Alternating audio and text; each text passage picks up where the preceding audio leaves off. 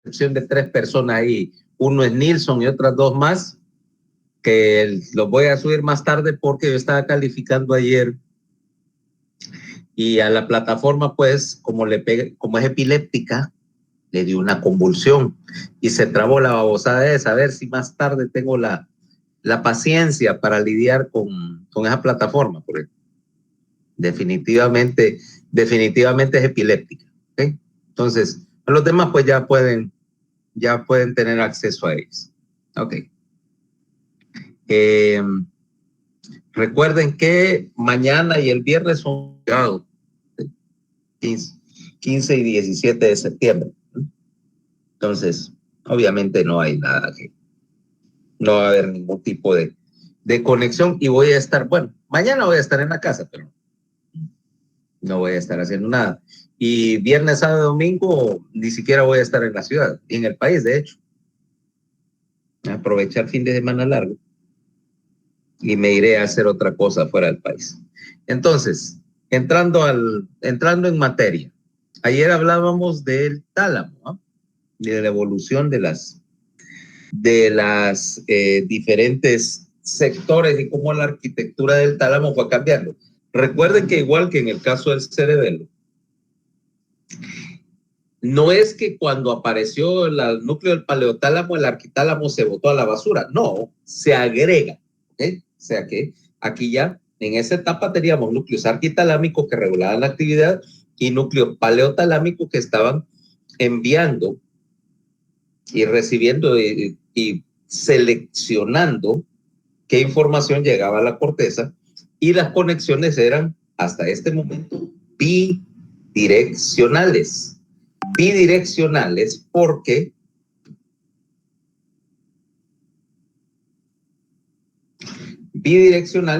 la corteza enviaba un retorno al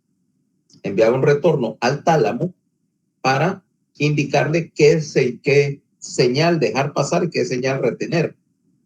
Entonces, hasta este momento todas las comunicaciones eran bidireccionales, pero el problema, como decía, es que con la corteza en esa época, arquicorteza, obviamente las dos cosas se estaban desarrollando en paralelo, en consonancia, porque ya hablamos del principio básico de que una sin la otra no tiene ninguna razón. Entonces, problema que la corteza, la paleocorteza, es corteza genérica. Tengo una corteza aferente que me procesa toda la sensibilidad, pero realmente tiene el problema de que está queriendo hacer varias cosas a la vez.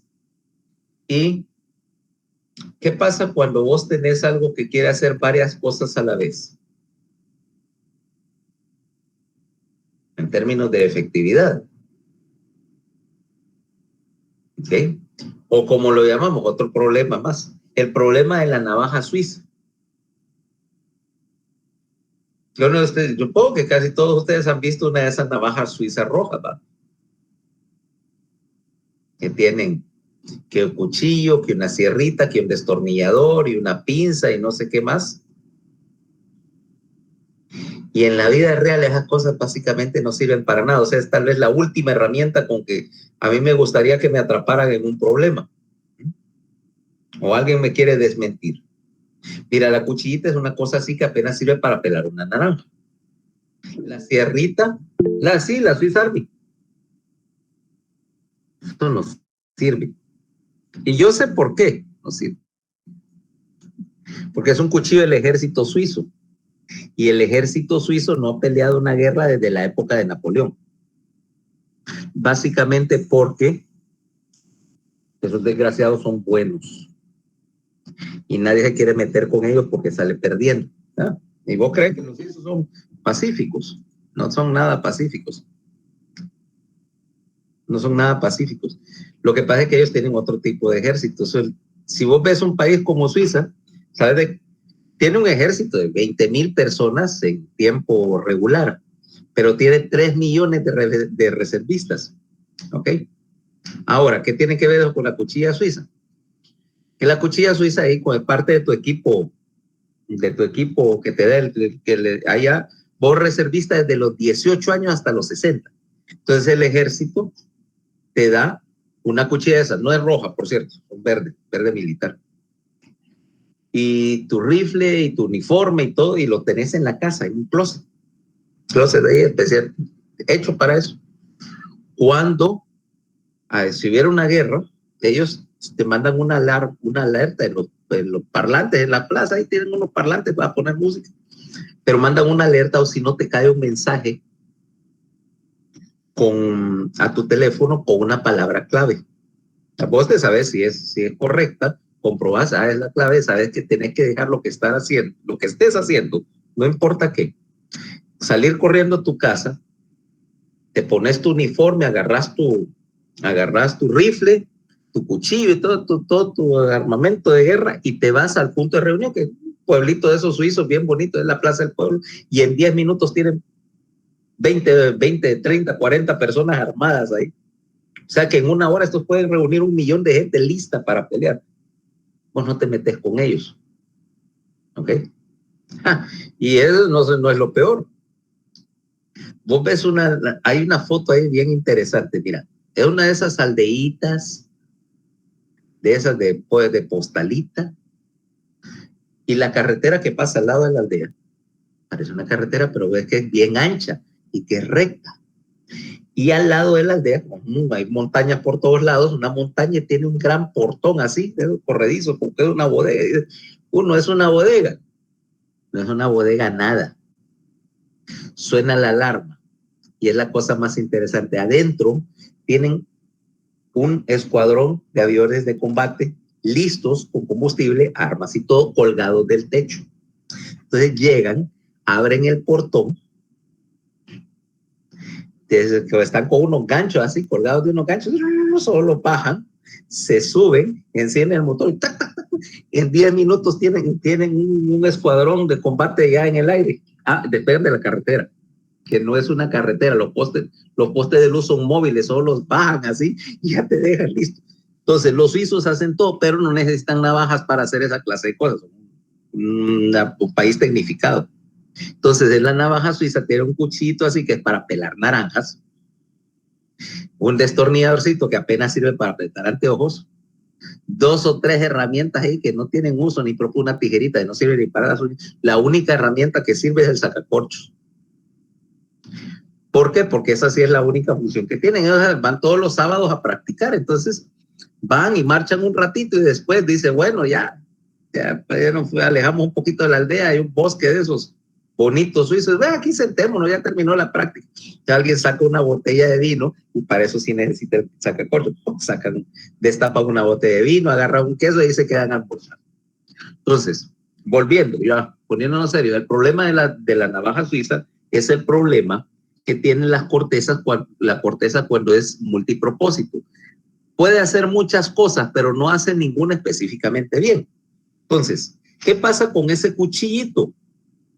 Que quiere hacer todo. Pero si vos querés algo más sofisticado o querés aumentar las funciones, la paleocorteza y el paleotálamo tenían el problema de que no estaban, tenían el problema de filtrar y separar las diferentes entradas sensitivas y procesarlas. O sea que no iban a ser muy específicas para nada. Entra la tercera fase de la historia de la evolución. Y en la tercera fase lo que sucede es que empezás a diferenciar la nueva corteza, la neocorteza, empieza a ser corteza diferenciada. Corteza diferenciada que procesa una sola cosa. Entonces ya no tengo una corteza sensitiva, ya tengo una corteza visual, una corteza auditiva, una corteza somatosensitiva para la sensibilidad común, una corteza, siempre dentro de las aferentes, una corteza prefrontal que se encarga solamente de hacer asociación y así. O sea, tenés un montón de cortezas específicas, en particular para procesar la sensibilidad. Y tenés una corteza motora con un sistema motor que ahora solo te está manejando la planificación motora, pero que recibe señales del cerebelo, señales de los ganglios basales. Entonces ya no tenés como en la arquicorteza un tipo. En la paleocorteza, 2 tipos. Ahora tenés 50 y pico tipos de corteza. ¿Y qué rayos tendría que ver eso con el tálamo? Me decís. Ponete a pensar, ¿qué pasa si yo le mando a la corteza visual información mixta? O sea, le mando información visual mezclada con la información auditiva. ¿Cuál sería el primer trabajo que le tocaría a esa corteza?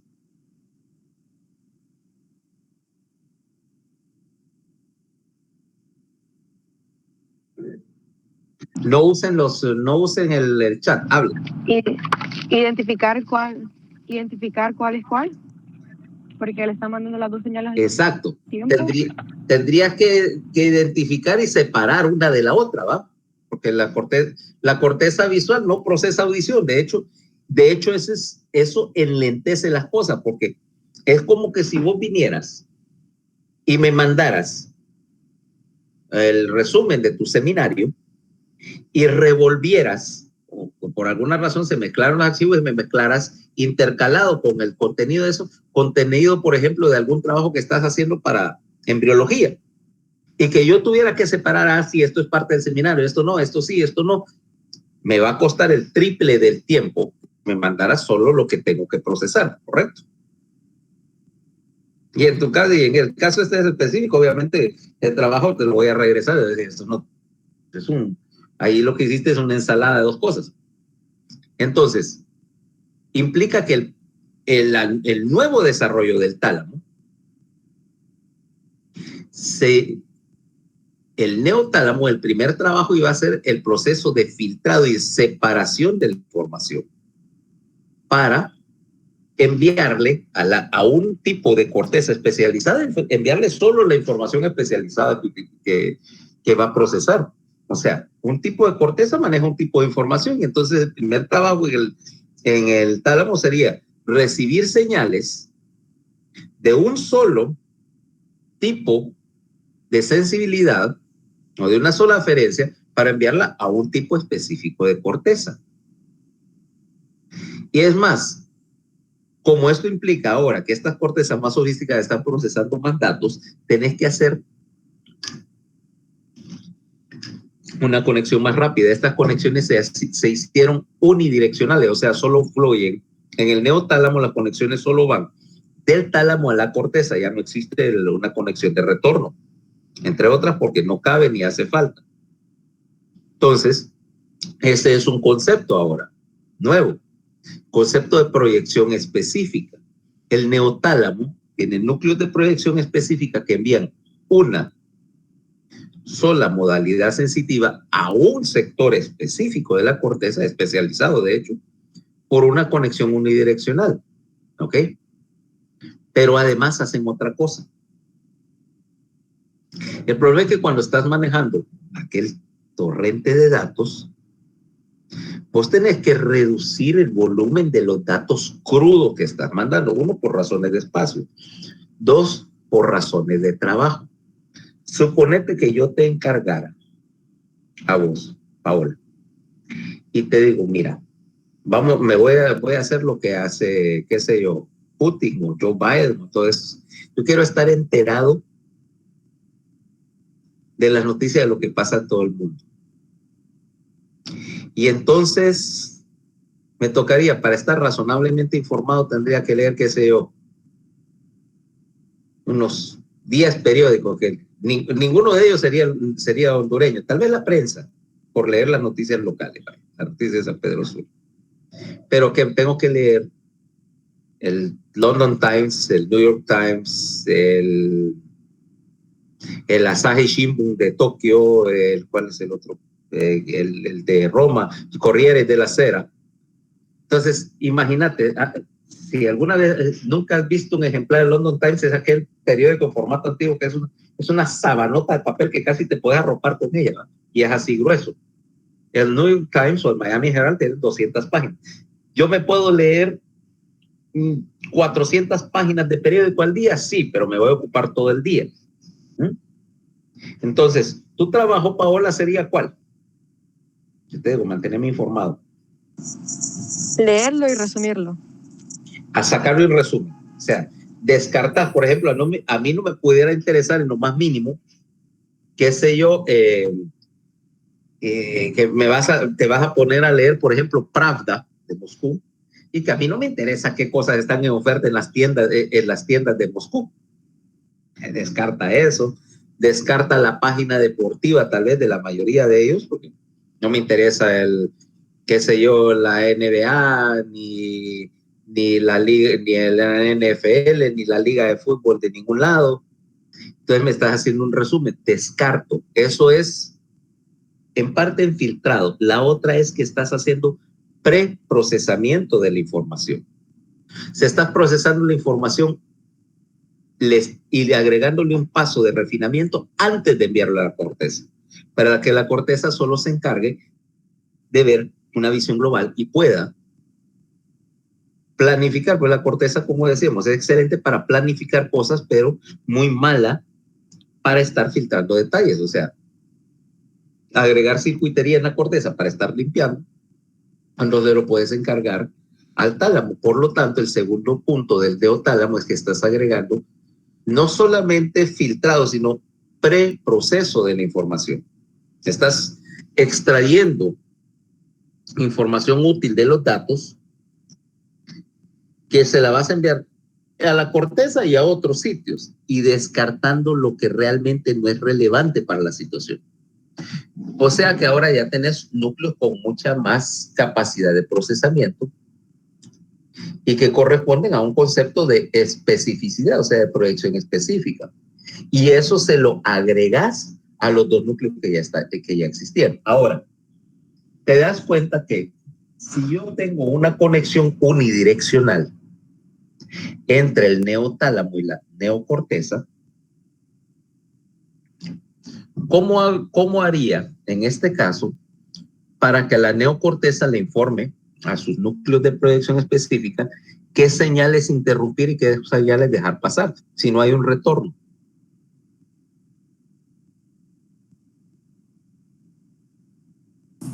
Podría tener como que un rango al que responde y lo No, que esté arriba o abajo.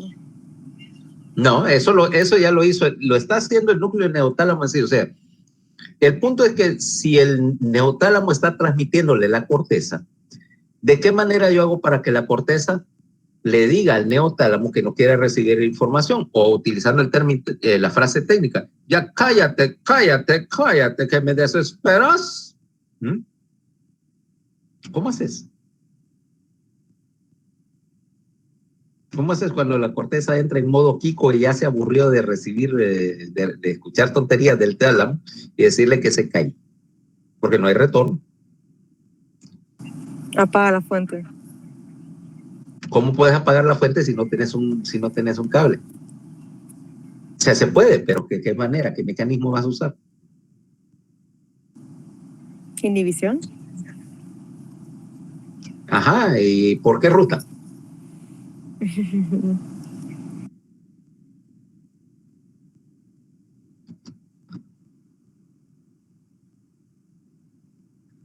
Ahora, porque ahí hay una vuelta de la tuerca que yo todavía no te he mencionado para responder a eso.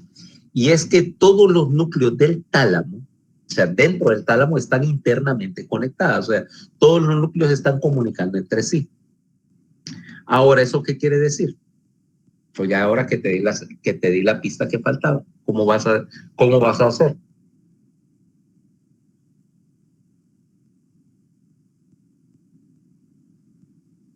Te lo voy a poner de esta manera. Vamos a ver. Vamos a regresarte a la primaria. ¿Vos tenías alguna compañera o compañero que te caía como patada? ¿Había alguien que te caía mal en la escuela?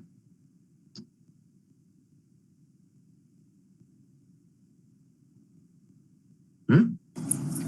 A mí, así de que lo quería patear, no, doctor. No, la verdad. Nunca, qué raro, porque en el Es que preescolar yo generalmente soy bien tranquila, doctor. yo también, pero eso no implicaba, eso no quería decir que no hubiera alguien que te cayera mal de entrada. Y entonces venías y tenías, pero ya sabes la historia. Entonces tenés, y resulta que esta niña compañera tuya que vos detestás, y para más INRI te la sientan al lado. Ok. Ahora, venís y estás trabajando y se cae tu lápiz y cae debajo de los pies de ella. Cae debajo de los pies de ella. No te puedes levantar a recoger el lápiz porque te van a regañar. Y a esa niña no le dirigís la palabra, sencillamente. ¿Cómo vas a recuperar tu lápiz? Con el pie. No alcanzas. No alcanzas. Si tu pupitre está acá y el otro está allá, no puedes empezar a jugar ahí con el pie porque te van a ver y te van a decir 4 cosas. No lo alcanzas, si no sería trivial la pregunta. Le podría decir a alguien que sí le habla a ella, que le diga que me lo pase. Exactamente, eso es lo que harías. Le decís a otra de tus compañeras, decirle a Huirra que me pase el lápiz. Bueno, no le hablas. Bueno, aplica aquí lo mismo. Si quieres callar o activar al neotálamo, le envías una señal al paleotálamo o al arquia, cualquiera de los núcleos de generación anterior que tienen retornos, para que le releve el mensaje al núcleo neotalámico que querés y que empiece a transmitir a la corteza o que se caiga. O sea, estás utilizando un retorno que es indirecto. Todas las conexiones que transmiten información son unidireccionales acá, del neotálamo a la corteza, pero las señales de control para los núcleos del neotálamo viajan por medio de un núcleo intermediario, ya sea del arqui o del paleotálamo, pero es por vía indirecta. No necesitas tener un retorno porque puedes utilizar esta arquitectura. Es más, puedes utilizar un retorno al arquitálamo para apagar varios o encender varios núcleos neotalámicos en simultáneo, o sea, un control colectivo de la actividad del tálamo. Entonces, eso te implica que la proyección específica necesita siempre de un mecanismo auxiliar para regular la transmisión. Pero además esa es la desventaja, pero la ventaja es que entonces un núcleo neotalámico solo necesitan tener un tipo de fibras, las que van a la corteza. Y con eso ya tenés la organización básica del paquete talámico. Ahora, quiere decir que básicamente este paquete de núcleo que tenemos acá va a manejar y va a filtrar todas, sin excepción, todas las entradas a la corteza, todas las conexiones aferentes a la corteza, con una excepción, es el olfato. El olfato es la única aferencia a la corteza que no tiene conexión al tálamo, porque es anterior al tálamo, o sea, ya existía cuando empezaron a aparecer los núcleos arquitalámicos.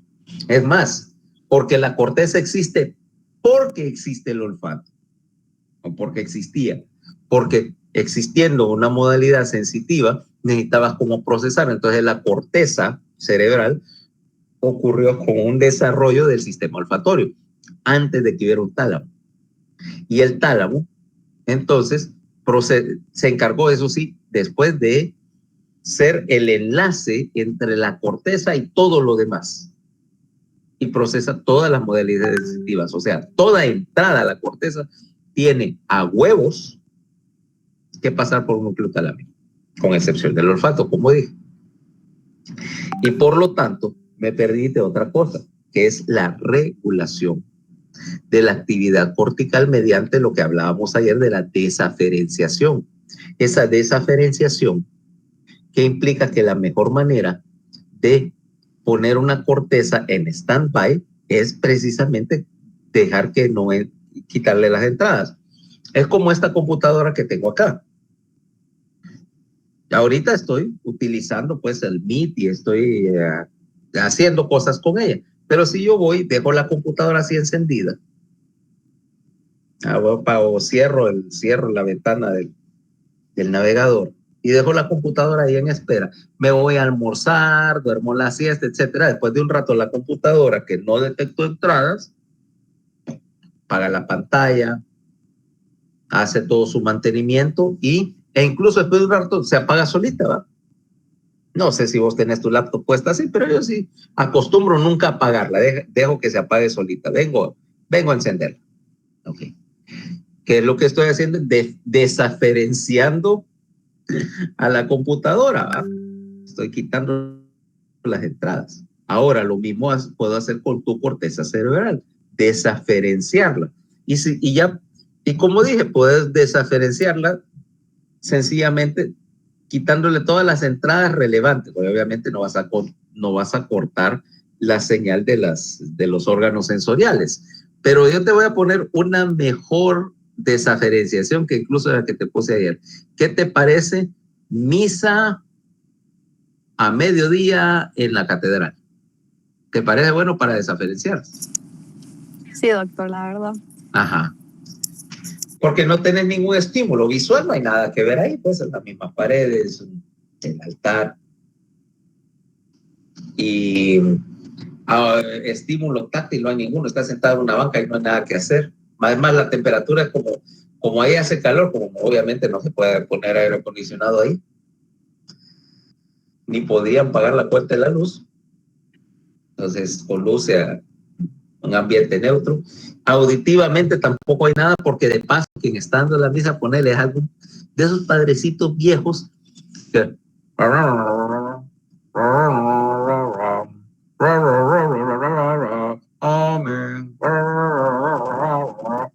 y con los parlantes que tienen, menos que se escucha, ¿va? Entonces, o por lo menos así era, no sé si han cambiado. Yo tengo, no sé, desde que estaba en el colegio, que yo no me acerco a una iglesia, solo me metieron a la fuerza una vez a una iglesia y lo lamenté. ¿Sabes por qué, va? Para casarse. Para casarme, la primera vez. Mi primer matrimonio, sí, me casaron por la iglesia, a regañadientes y con todas las mallas posibles, y ahí dije que última vez, ¿va? Última vez, pero entonces yo lo que estoy haciendo es desaferenciando. Y entonces el tálamo en general, me permite eso, la posibilidad de meter a la corteza en stand-by, el ciclo de sueño, sencillamente bloqueando colectivamente las entradas de la corteza y dejándola sola. Y para activar la corteza, de hecho, lo único que necesito es encender el tálamo porque en cuanto llega una señal, una aferencia a la corteza y empieza a, a llegar ahí a ser procesada, saca la corteza de stand-by, enciende todo el sistema. Y viceversa, me permite también que la corteza envíe selectivamente una señal al tálamo para decir, me quiero desaferenciar, quiero entrar en stand-by, cortar las entradas porque ahorita voy a hacer otra cosa. Te implicaría la posibilidad de que tu ciclo del sueño lo puedes generar a partir o originarlo en la corteza, porque me puedo dormir voluntariamente a una hora específica, o sea, sugestionarme o entrar en un estado de afectación de la conciencia, que era lo que alguien me preguntaba ayer, que si se podía entrar en algún tipo de trance de esa manera. Y resulta que por lo menos lo que pude entender es que sí, vos podés entrar en algunos estados de meditación, entrar en un estado de desaferenciación y básicamente es algo similar al sueño, ¿ok? Lo que, por lo que pude entender, yo no le entro a todas esas cosas de meditación y yoga, de nada de eso, no son mío.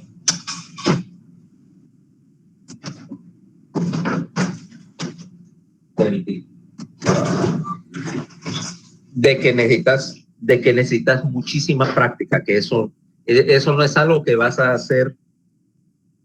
Eso no es algo que vas a hacer tu primera sesión, que tenés que ser viejo en el oficio, viejo en eso del yoga, para poder tener el control necesario para poderte desaparecer, para estar en ese estado de trance, que ellos tienen diferentes nombres para él, pero esencialmente es lo mismo.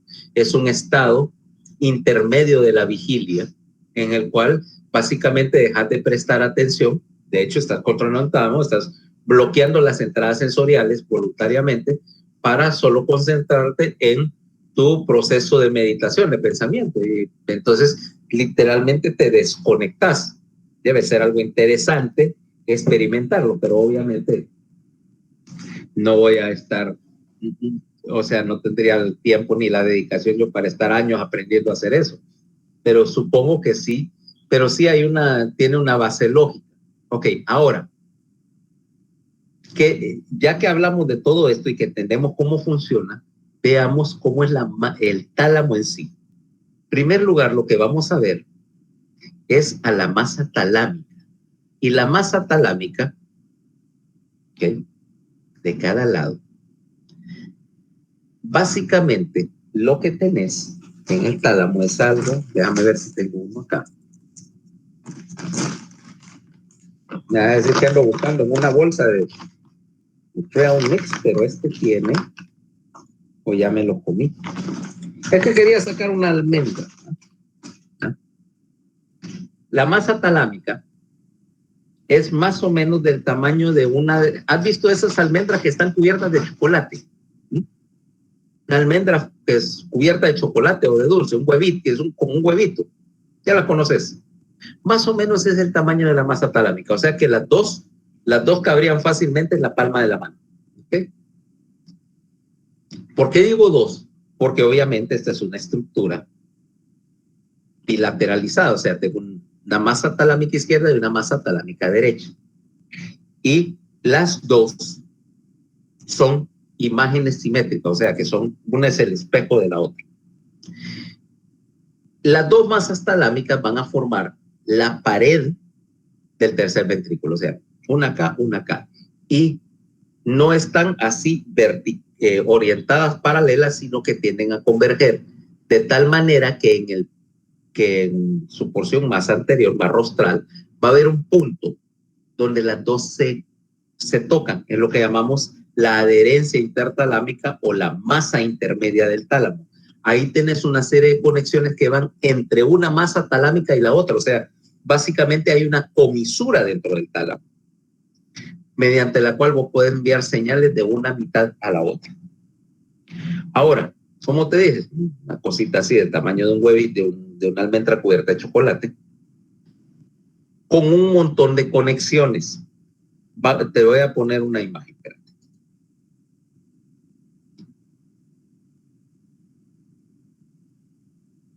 Eso es la masa talámica derecha, ¿ok? Derecha. Ya vamos a ver de qué se trata, pero primero tengo que explicarte un par de cosas. Cuando yo esté viendo esta serie de dibujos, que ahí deben estar en el campo virtual, no sé si ya los tienen. Ya los abrieron del campo virtual. Ahí están. Bueno, son los mismos que voy a poner acá. Son una medio adaptación de bar, porque el de bar había unas cosas que no estaban muy claras y yo lo reduje. Por eso que lo es artesanal, por eso es hecho a mano. Ahora, lo que pasa es que quiero que me entendas el concepto de puntos de vista.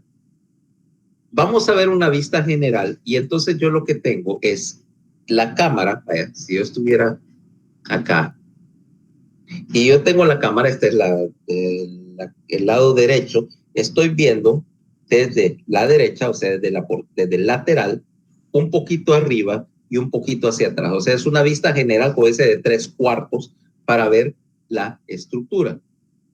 Pero de ahí, en esta vista general no veo todos los núcleos, porque si me estuvieras tomando una foto con la cámara acá, no verías parte de mi cara. Imposible, ¿va? Está tapada.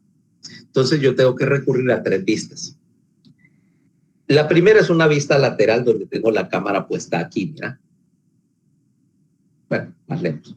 Tengo la cámara puesta acá y estoy viendo de lado. Obviamente veo lo que tengo en este costado. Y por supuesto, no sé. Por supuesto, no se va a ver nada.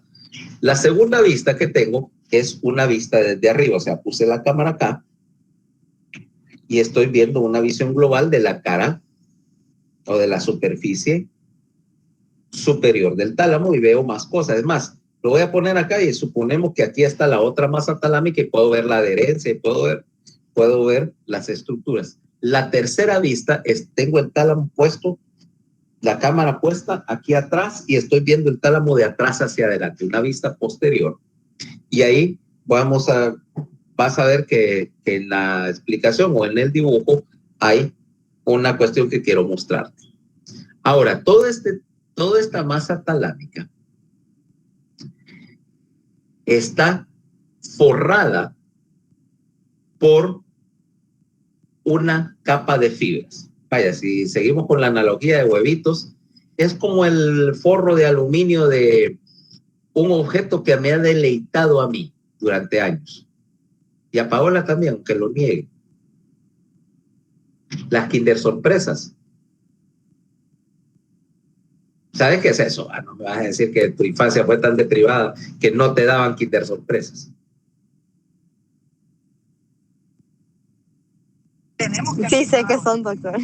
Sí sé. Tenés que saber. Ok. Entonces, la Kinder Sorpresa que está forrada de papel aluminio, lo mismo.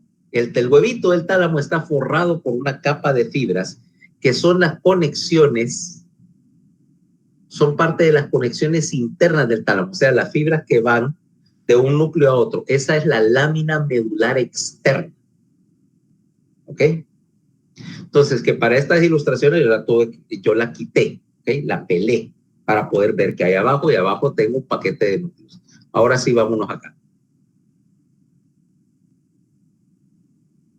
Aquí tengo el tálamo, ¿ok? Se vea. ¿Qué es lo que vas a ver ahí? Para ser más correctos, vamos a explicarte algunas cosas. Aquí está la nariz. Vale. Ahí estoy viéndolo de lado y aquí es hacia arriba de la pantalla es el dorso. ¿Ok? O sea que esto es dorsal, esto es rostral y aquí estoy viendo la cara lateral. Los núcleos ahí, ves que yo los coloreé de diversas formas y que lo primero que te llama la atención antes de definir los núcleos es que esta estructura en forma de Y. Esa es la lámina medular interna del tálamo. ¿Ok? Esas son las fibras, lámina medular interna. Esas son las fibras que que son las comunicaciones internas del tálamo, las que me están conectando este núcleo con los demás, con todos los demás. O sea, toda la interconexión se va a dividir en dos capas. La lámina medular externa y la lámina medular interna. Ahora, esta lámina medular interna, en forma de Y, me divide el tálamo en tres sectores. Voy a usar un color que no se esté usando. O en tres grupos de núcleos. Voy a ponerlo aquí en gris. Vamos a ver si se ve. El primer grupo es este grupo. Este es el grupo anterior. Luego, este otro grupo es el grupo medial, ¿ok? Y el grupo que queda, por supuesto, acá, es el grupo lateral. ¿Ya? El grupo lateral, o sea que hay tres paquetes de núcleos. El grupo lateral, a su vez, se va a dividir en dos filas de núcleos. Una fila dorsal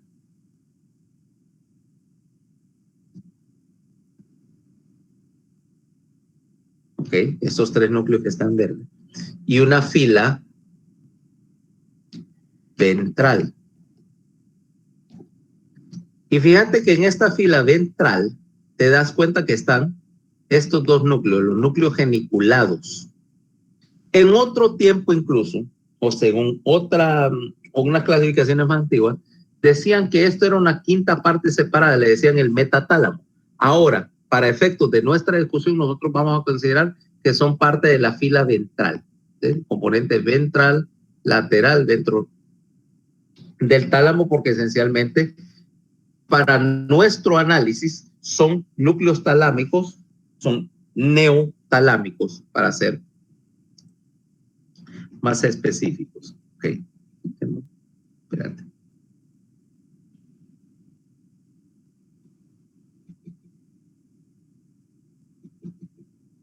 Quitemos esta.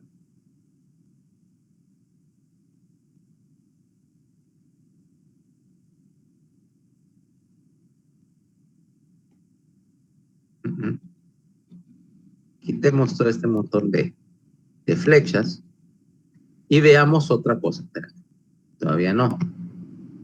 Ahí. Ahí he utilizado utilicé tres colores. Ah, perdón, falta un cuarto grupo de núcleos. Dentro de la lámina medular interna están estos núcleos que estás viendo acá.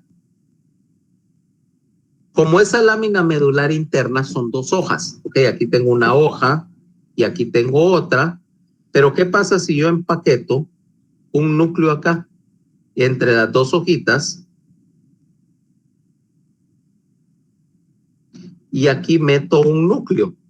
Entonces quedaría atrapado, intercalado entre las hojas. Ese tipo de núcleos es lo que llamamos núcleos intralaminares del tálamo, ¿ok? Núcleos intralaminares. Ahí te estoy marcando algunos. Son como unos 20 de ellos y vamos a ver que hay unos más grandes que los otros, ¿ok? Entonces, 4 grupos entonces. Anterior, medial, lateral e intralaminar. Eso es fácil. Luego, ahí te clasifiqué los núcleos por color. Los núcleos pertenecientes filogenéticamente al arquitálamo están en azul. Que ahí tenés los núcleos intralaminares, como te mostré, y el núcleo reticular del tálamo. De ahí, los núcleos paleotalámicos están en verde. Ahí ves, ahí. Todo el grupo medial es paleotalámico, el complejo del núcleo anterior que vamos a ver, y toda la hilera dorsal son del paleotálamo. Y en rojo, los núcleos neotalámicos, toda la fila ventral, y estos dos núcleos geniculados pertenecen al neotálamo. Entonces veamos qué tenemos núcleo por núcleo, grupo por grupo. En el grupo anterior tengo dos núcleos. Uno es el núcleo reticular. Ahora, para que me entendas por qué lo dibujé así, es porque ese núcleo reticular realmente es una lámina de tejido que se enrolla a través, que se envuelve alrededor del núcleo anterior. Es como, y le queda al núcleo anterior como una gorra, o sea, el hueco. Si yo tomo una gorra cualquiera, la pongo acá, pues lo que tengo es la gorra y lo dibujé separado para que me entiendas que es una, que se adapta ahí sobre el complejo nuclear anterior. Ok. Luego, el otro núcleo de ese grupo es lo que llamamos el complejo nuclear anterior. Nuevamente, algunos libros te van a decir núcleo anterior del tálamo. Puedes llamarlo así también. El punto es que ahí realmente hay como 7 núcleos. Lo único que son tan similares en conexiones y arquitectura y que están interrelacionadas de tal manera que puedes agruparlo y decir que ese es el complejo del núcleo anterior y que considerámoslo como una sola masa para simplificarnos un poquito el día. ¿Ok? Ahí tenemos dos, reticular y complejo del núcleo anterior. En el grupo medial tengo dos núcleos, el núcleo medio dorsal y el núcleo medio ventral, ¿ok? O núcleo de la línea media, o núcleos de la línea media. Y fíjate que acá tengo además la masa intermedia, que se continúa con el núcleo ventral, medio ventral de cada lado. O sea, este es el punto donde las dos masas talámicas se adhieren. Si yo fuera a ver en el tercer ventrículo, yo tengo el tercer ventrículo, se vería así. Tiene esta forma, visto de perfil. Y yo veo el tálamo en negro, está aquí.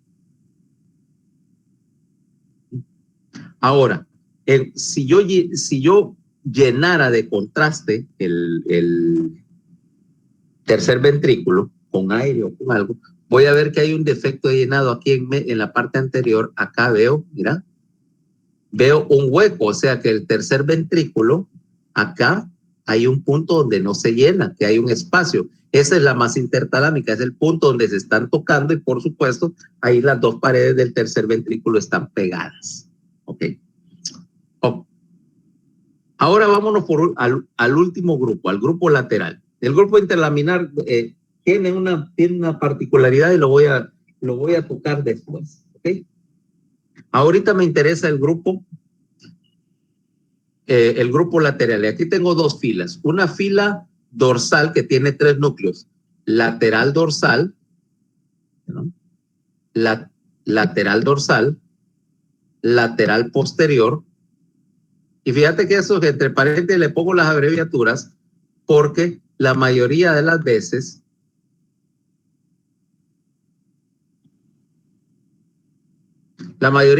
solo lo voy a mencionar por la abreviatura, porque se vuelve tedioso todos esos nombres largos. Y este tercero que se llama el pulvinar. Esos son los 3 núcleos de la fila dorsal. Mientras que en la fila ventral tengo 5 núcleos.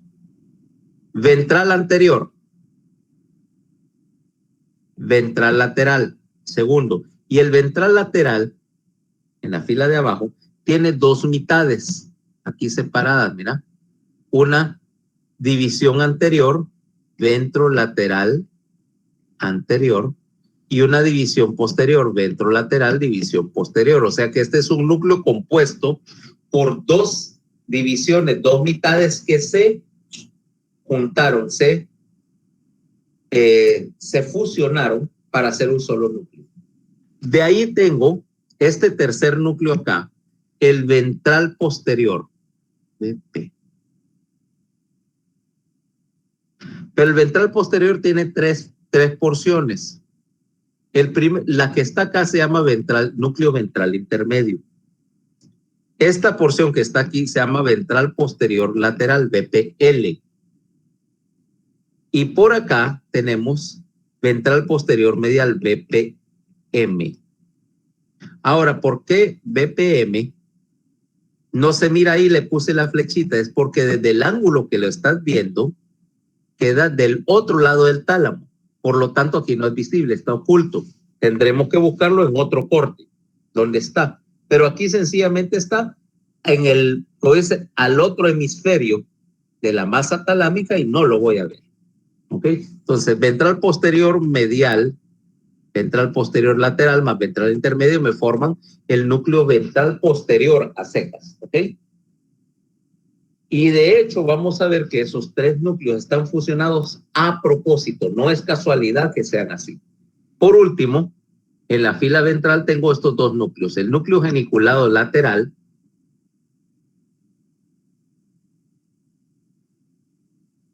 y el núcleo, en tu libro puede decir cuerpo geniculado, es la misma cosa. ¿Okay? Núcleo geniculado medial. Yo le voy a poner núcleo porque eso es lo que es. ¿Okay? Aquí entonces tenemos, mira, para que me entendieras, ventrolateral, y ves que tiene 2 mitades, VLA, LP. Y este es ventro anterior. ¿Okay? 5 núcleos ahí. Ahora, si yo cambio la postura de la cámara, voy a tener lo siguiente. Esta es una vista lateral, es el mismo tálamo. ¿Ok? Mira bien, fíjate que aquí ves un poquito más claro la verdadera proporción de las cosas. Mira, en verde, estos son los núcleos de la fila dorsal, que son paleotalámicos. Lateral dorsal, mismas abreviaturas, lateral posterior, pulvinar. Y la fila ventral, que la voy a remarcar en azul,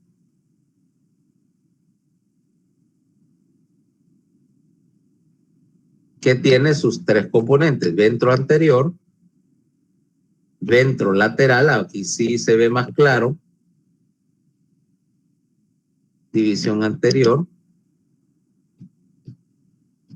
división posterior, y el núcleo ventro posterior acá, que tiene dos componentes, dijimos: ventral intermedio, ventral posterolateral, y el VPM, ventral posteromedial, que todavía no lo veo. O sea, todavía está oculto en el otro hemisferio y no espero verlo todavía. ¿Cabal?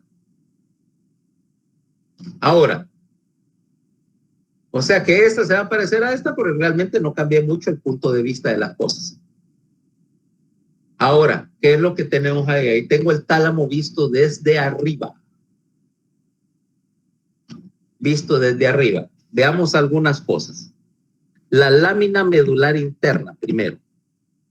Aquí se ve más claramente la forma de Y, como esta lámina medular interna me divide al tálamo, a la masa talámica, en tres regiones. Aquí.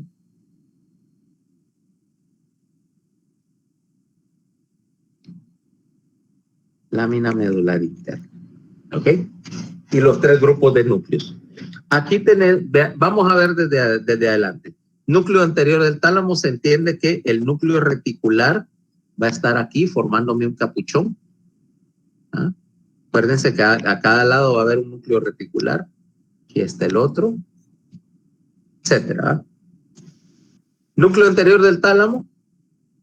Y aquí, mira, núcleos medio dorsales y núcleos medio ventrales formándome acá el punto donde se fusionan los dos medio ventrales. Mira, la línea media, de la línea media, y esta es la masa intermedia o adherencia intertalámica, si así lo quisieras llamar. Entiéndase que ahí es obvio que las dos masas se están adhiriendo. Aquí es más fácil ver la división entre las dos filas, la fila dorsal y la fila ventral en este sector.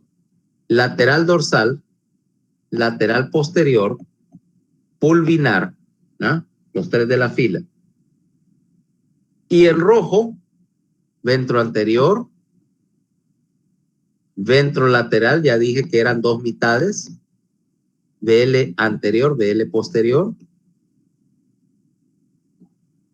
ventral intermedio, VP, ventral posterior lateral, VPL, y el VPM, que todavía no lo he podido ver porque sigue estando oculto, ¿ok?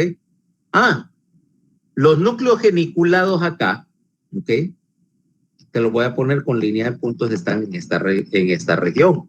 ¿Por qué no se ven? Porque están ahora quedaron bajo el horizonte. Mira su posición para que me entendas la idea del concepto de 3D. Espera. ¿Dónde puse aquí? Mira, yo estoy viendo desde aquí. Entonces estos quedaron, los núcleos geniculados en una vista superior, no los voy a ver porque quedaron ocultos debajo del horizonte, ¿vale? En el otro hemisferio del tálamo. Pero además hay algo que te quiero mostrar acá. Esta línea que estoy haciendo acá me representa el hecho de que en el siguiente corte, en la siguiente vista, yo voy a cortar el tálamo derecho por acá. ¿Por qué? Porque volvamos a nuestra Kinder sorpresa. Si yo nunca las he visto, ¿ok? Yo nunca he visto una Kinder sorpresa en mi vida. Es de la primera vez que la dan. Soy un niño gringo, o sea que en Estados Unidos las cosas están prohibidas, ¿va? ¿Sabes que en Estados Unidos las Kinder sorpresas están prohibidas y las quitan si te las encuentran? O sea, la gente las mete de contrabando. ¿Sabes por qué, va? No tenés ni idea.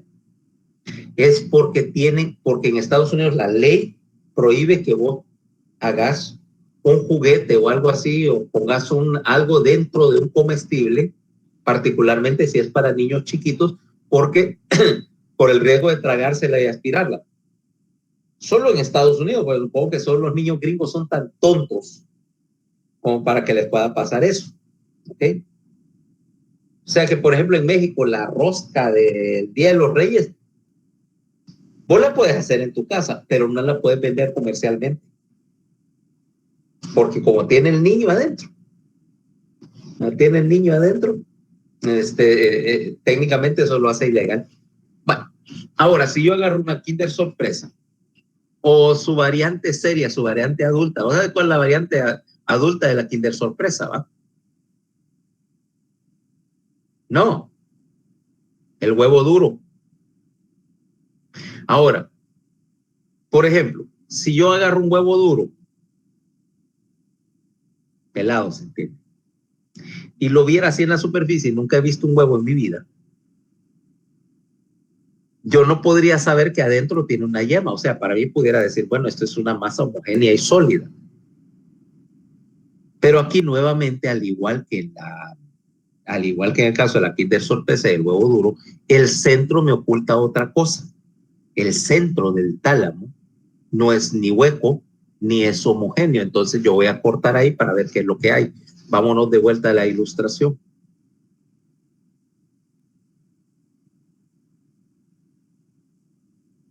Entonces, mira la posición del plano de corte aquí. Y aquí te voy a mostrar, este es el mismo tálamo. Este es el lado derecho y yo lo corté, ¿ok?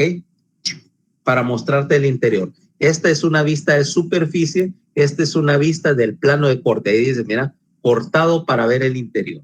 ¿Okay? Entonces, mira aquí, nuevamente, las láminas medulares. La lámina medular interna aquí, ya vamos a entrar en detalle con ella. Y aquí sí te mostré, mira, la lámina medular externa, cómo es una capita delgada que te forra toda la masa talámica, ¿ok? Mira, el forro de la masa talámica. Ahora veamos, ahí obviamente no voy a ver el núcleo anterior, pues está del otro lado. ¿Qué tenemos acá? Mira, el núcleo medio dorsal, parte de la fila del grupo medial, ¿va? El núcleo medio ventral, uno a cada lado y su adherencia. Y su adherencia.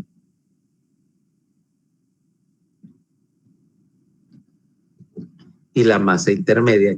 Aquí estaría la línea media para que todavía no se ha dado cuenta. Y en el grupo lateral, ¿qué tengo? Mira, aquí tengo el pulvinar. Tengo los dos núcleos y en la fila de abajo los dos núcleos geniculados. Mira que por eso no se veían porque están abajo. Y aquí sí puedo ver, mira, el núcleo ventral posterior, VPL, y al fin veo VPM. No lo había podido ver porque la primera vista, que era una vista general, me estaba viendo desde acá y estaba tapado. En la otra vista estaba tapado. Y en esta estaba tapado. Ahora sí, de atrás puedo ver dónde está la posición del núcleo BPM. En la pared del ventrículo. ¿Ok? Ahora, esta es una vista de superficie. Pero si me voy al lado derecho, donde sí lo corté, mira lo que pasó con la lámina. Mira lo que pasó con las láminas medulares.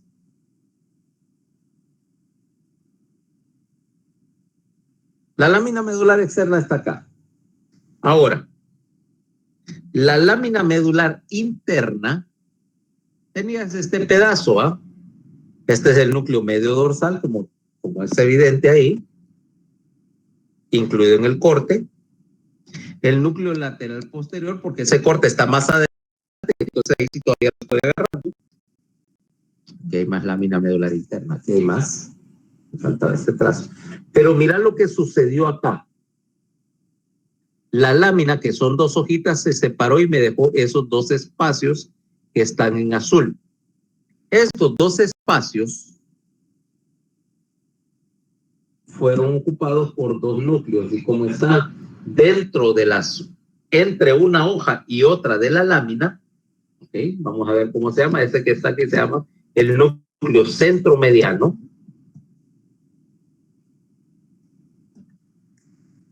Y este que está que se llama el núcleo parafascicular.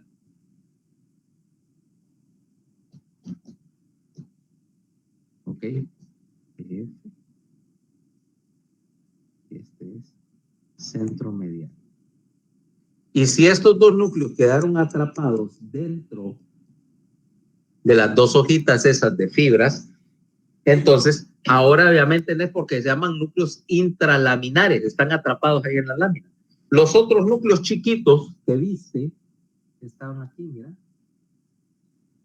Aquí hay otro, aquí puede haber otro chiquito, ¿va? Atrapados en las hojas, y esos núcleos chiquitos intralaminares, poner ILN, que es la abreviatura, hay como 20 de ellos, pero los dos más grandes son lo suficientemente grandes para poner el nombre. Centromediano y parafascicular. Y si te das cuenta por el color, estos núcleos pertenecen al arquitálamo. Son núcleos filogenéticamente muy antiguos que eran los originales del tálamo. Y luego, cuando se fue desarrollando los sectores más modernos, o sea, el palio y el neotálamo, crecieron alrededor y los dejaron tapados, quedaron incrustados en el centro de un tálamo que creció mucho. Entonces, por eso es que no se ven de la superficie. ¿Ya? Ahora, lo que sucede con todo esto es que, bueno, ya tenemos rápidamente organizada la arquitectura del tálamo. Pero me interesa entonces ver qué es lo que hacen todos estos núcleos en sí, porque saber que existen no me dice nada. Me interesa ver cómo funcionan. Y entonces ahí es donde voy a venir y tomar y tratar de hacer una tabla. Esa tabla que me diría o me dé información acerca de cómo, de qué es lo que estamos haciendo en el tálamo. Entonces yo puedo hacer una tabla que diga para cada núcleo cuáles son sus aferencias, o sea, de dónde recibe fibras. 2, cuáles son sus eferencias, o sea, hacia qué parte de la corteza envía fibras, o hacia qué o si es entre un núcleo y otro del tálamo, a qué núcleo del tálamo. O sea, entradas, salidas. La tercera cosa que me voy a preguntar es si las conexiones que entran y salen son bidireccionales o si son unidireccionales. 3. Y en base a esto, poder determinar si es de arquineo, paleotalámico y por qué. O sea, cuál es el razonamiento que me permitió clasificarlos. Y por último, qué función cumple, o sea, qué regula o qué está transmitiendo a través de él. O sea que eventualmente para todo este paquete de núcleos voy a poder hacer una tabla con ellos. Eso va a ser lo que vamos a hacer el jueves. Bueno, de hecho la tabla ya existe. La pueden encontrar si tienen BAR, no sé quiénes tienen ese texto. Hay una tabla donde está la clasificación de los núcleos talámicos que está más o menos buena, porque hay como 4 errores ahí que hay que corregir, pero eso es lo que vamos a discutir el día lunes, ¿ok? Entonces, el día jueves. Entonces, aquí vamos a terminar. Mañana es feriado de cualquier manera. Aquí vamos a terminar y continuamos el jueves con el análisis del tálamo, ¿ok? ¿Preguntas? ¿No? Hasta el momento no, doctor. Ok, bueno, entonces nos vemos.